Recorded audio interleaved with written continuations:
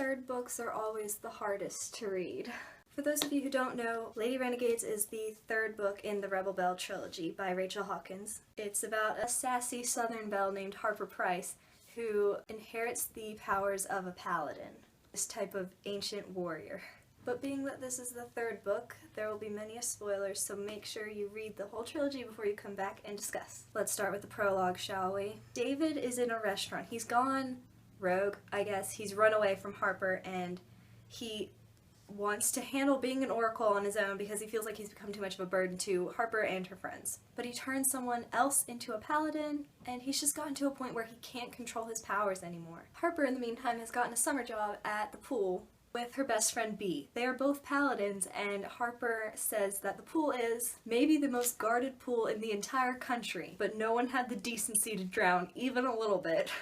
Harper is bored out of her mind because she has no one to protect. David is gone, she can't find him on her own, and she's itching to do something. But later when she heads back into the locker rooms, there's the girl Annie, I think her name is Annie, and she attacks her and Harper's powers go out. She's been away from David too long and she can't fight the way she used to be able to, and this girl's pulling her hair. So nervous. I'm waiting for Bee to come in because Bee was waiting in the car for Harper because they were going to carpool back to their houses, and I was getting really nervous that Bee just wasn't going to come in, but she did, and Bee's powers still seem alive and well. So I think at this point Bee is just a little bit behind Harper on losing her powers. Fast forward a little bit and Harper needs to find a spell in Sailor's house, the old mages, the mage who died, and now Ryan is the new mage. Harper breaks open a window just in time for the police to be driving up behind her, and this is one of my favorite scenes because Harper's supposed to be this sweet little Southern belle, and she's broken into a house, and her Aunt Jewel, who I love, has to come down and talk her way out of it,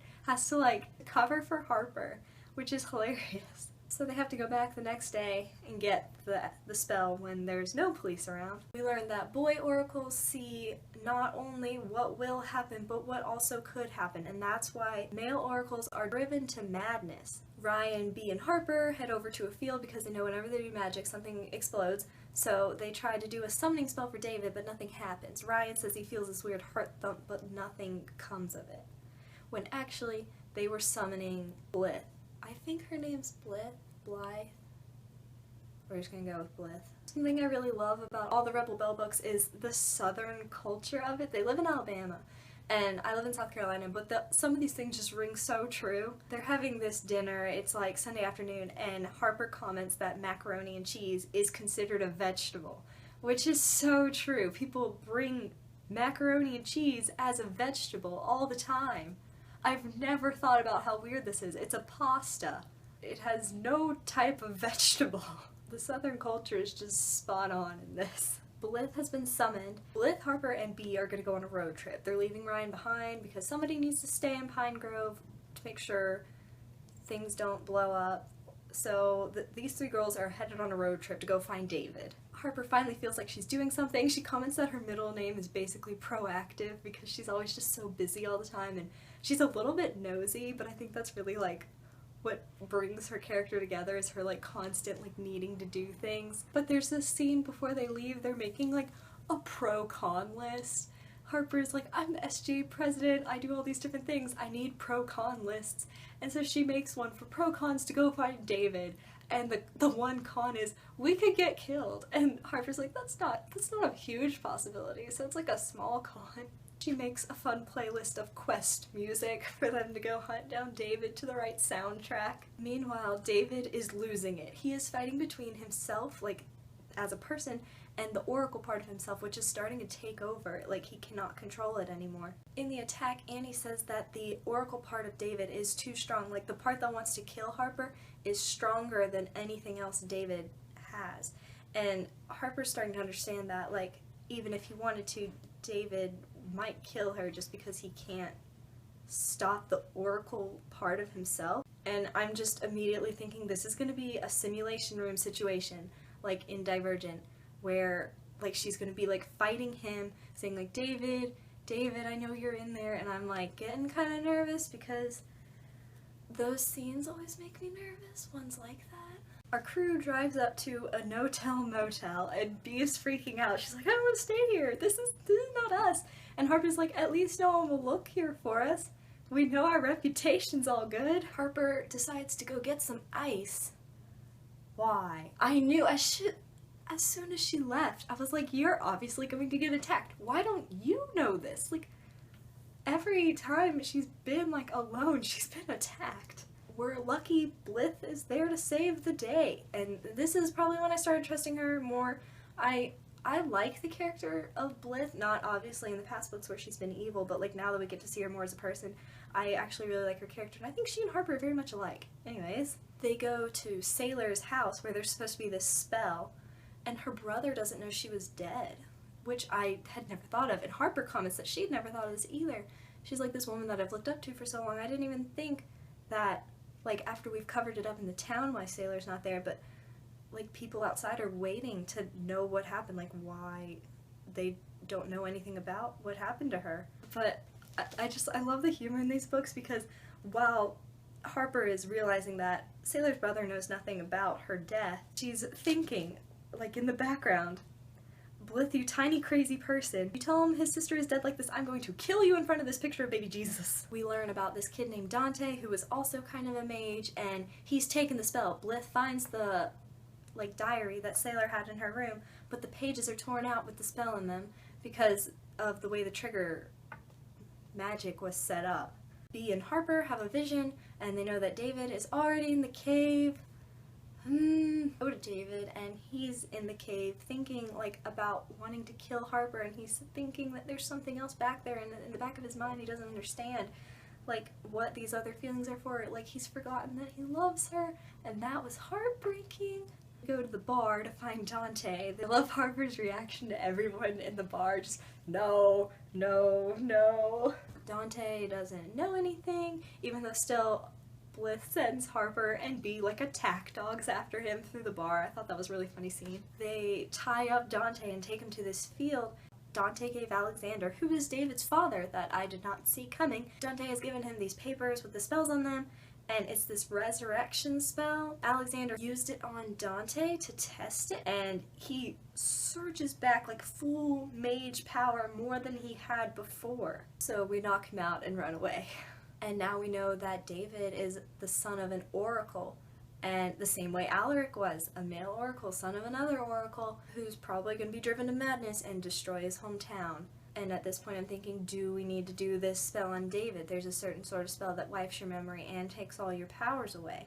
This seems like the best option at this point, because there's no talking David down. Harper is logical. She knows that this isn't like a storybook kind of thing where the power of love is just going to overcome all this oracle craziness. She's thinking, well, this is plausible. Like, it kind of sucks, but it's plausible. They go to the flea market. Harper realizes she has no powers. She finds this sword, though, that she feels very connected to. She's like, I must have it. And so now Harper has this sword, and I'm getting worried that this vision David has had of Harper killing him is gonna become true, but I didn't want him dead. We go to another motel. Blith is telling Harper, you're going to have to kill David. He is in the cave already. He is getting ready for this explosion, and you're gonna have to kill him. This is the only way to do this. She tells Harper the reason they went to the flea market was not to find a magical rock, and Harper, upon reviewing this, is like, this is so stupid. Why did I believe you? We were looking for some stupid magical rock. No, we were there because you calculated this. Blith wanted Harper to find this sword. She explains to Harper that her powers, her paladin powers, are gone because she needs to kill David, and she couldn't do that with her powers because she was incapable of physically hurting him, but now her powers are gone, she can kill him. And Harper is realizing this is scary, like, this is lining up. This is exactly how this would happen if I'm gonna have to kill him. And she's kind of freaking out a little bit. I would be too. So she pushes Blith into a pool, and when she comes back, they're right about to leave. She goes and get Bee. She's like, Bee, we're leaving. Pack your stuff. We're going. And I just imagine Blith, like, opening the door, just, like, drenching and angry. And then Bee knocks her out with a lamp. We leave her clothes in the parking lot and head out with just Bee and Harper. We find the cave that David is in, and Harper tells Bee, I'm not letting you go in there, like, this is all my fault anyways, just let me go, I have to do this alone. And Bee doesn't want to let her do it, but she, like, understands. So she's like, I'm coming in 15 minutes. In the cave, and David is there, normal David, with his blue eyes, saying egregious felicitations. Oh, my heart. And then we realized it was a hallucination. That was not actually David. He's like disappearing. Harper says she walks through him. Like, that was David putting up his final defense against Harper. Like, leave me, like, remember me like this. Don't go in there. Don't see what's happened.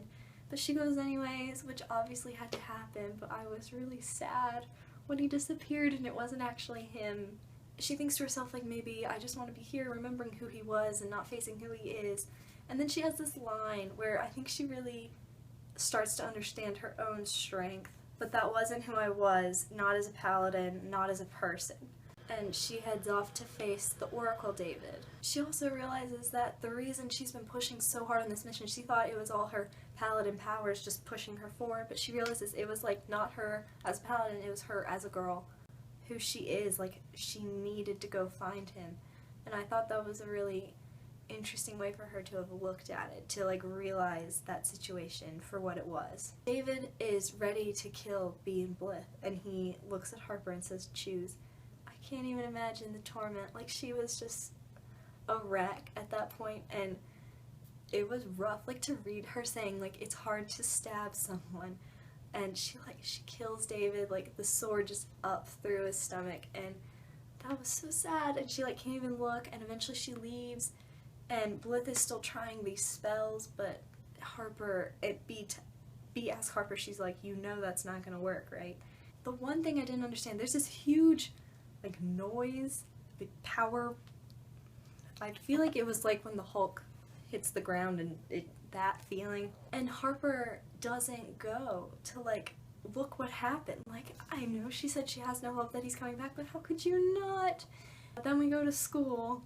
First day of school, she's in the office doing her presidential duties, and there's this new student, and she bumps into him, and it's David. Blith is there, like, sup, I got it, I did it. And no one remembers David, even though he's been there since K5, which Blith has done some crazy amount of magic to make happen, which I thought was so sweet. She could have just taken David to another city and just created a new life, but she did the hard thing and erased everything so Harper could have David back.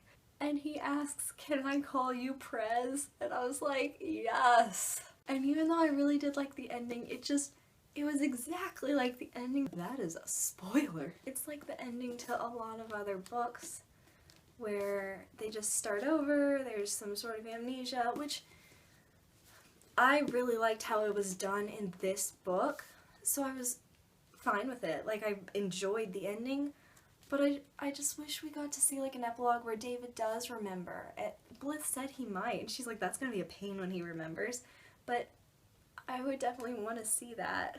3.5 out of 5 stars. I really liked it. I tore through it. It was just, I love the first one. I would say Rebel Bell is definitely my favorite, and then this one, and then the middle one is my third favorite. That's all I really got about Lady Renegades. My name is Caitlin. Thanks for watching. Bye!